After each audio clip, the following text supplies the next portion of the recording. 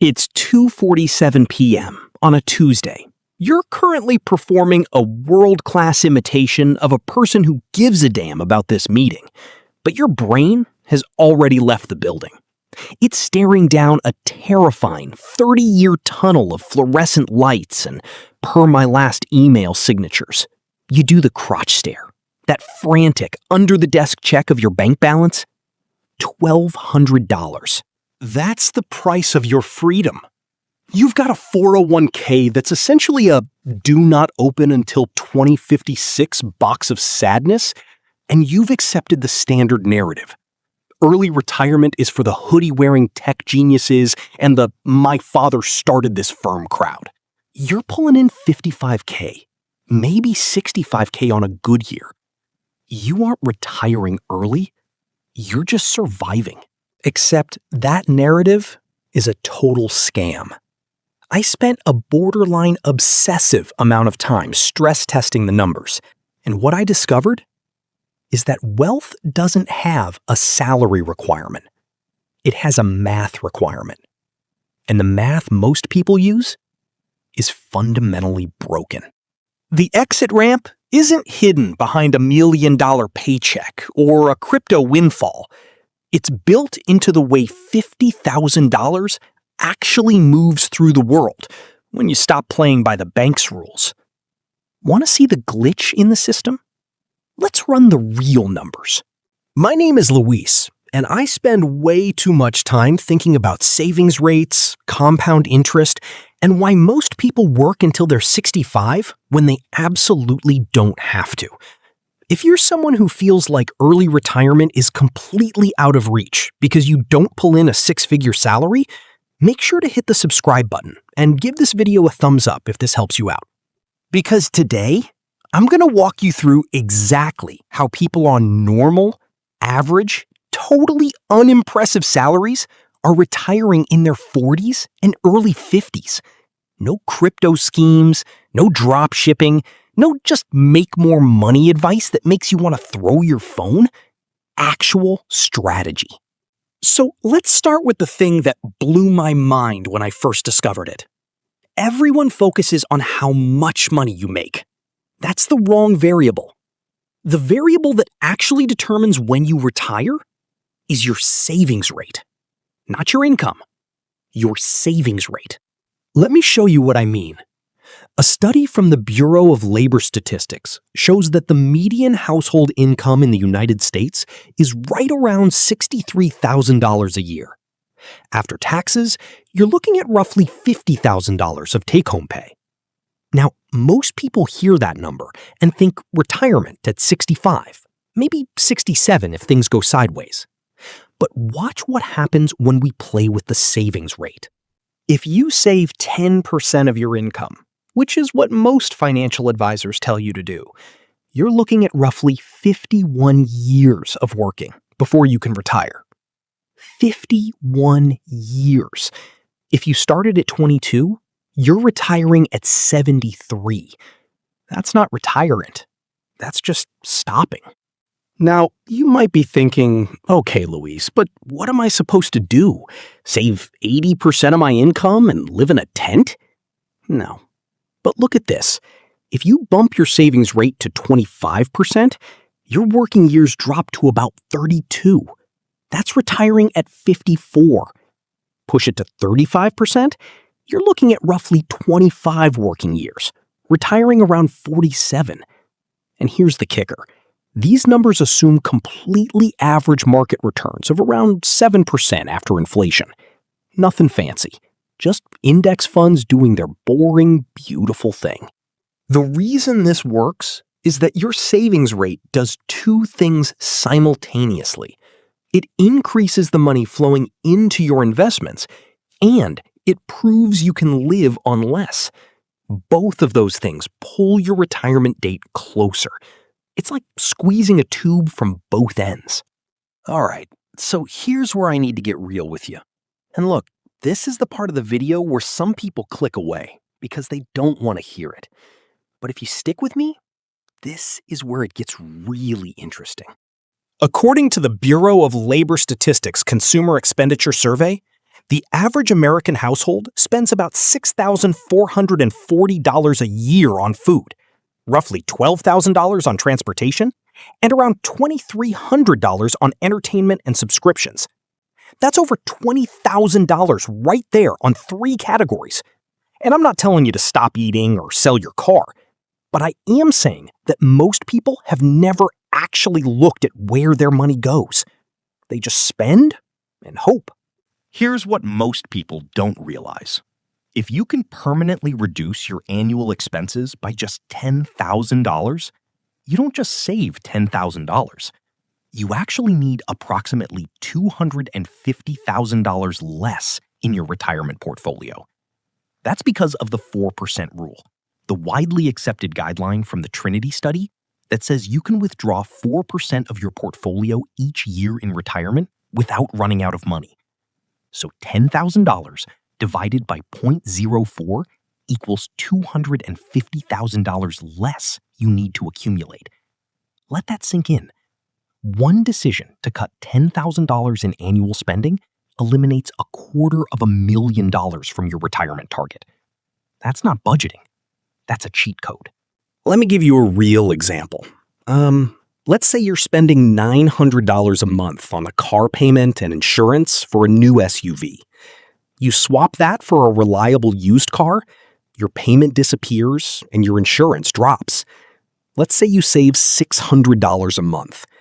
That's $7,200 a year, which means you need $180,000 less to retire from one decision about a car.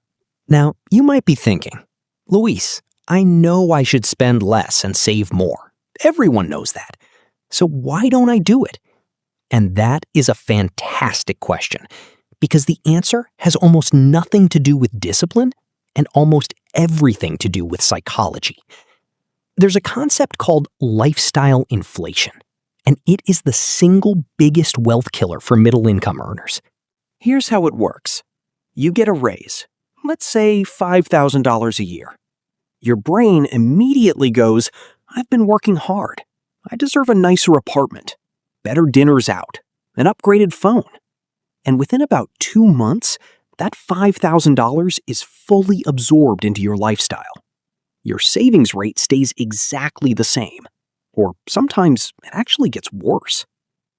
A study published by the National Bureau of Economic Research found that for every dollar of income increase, the average American increases their spending by approximately 99 cents. You're keeping 1 penny of every new dollar you earn. And this is not because you're irresponsible. It's because you're human. We're wired for something psychologists call hedonic adaptation. We adjust to our new normal incredibly fast. That new car smell? Gone in a month. The excitement of the bigger apartment? Faded by week 3.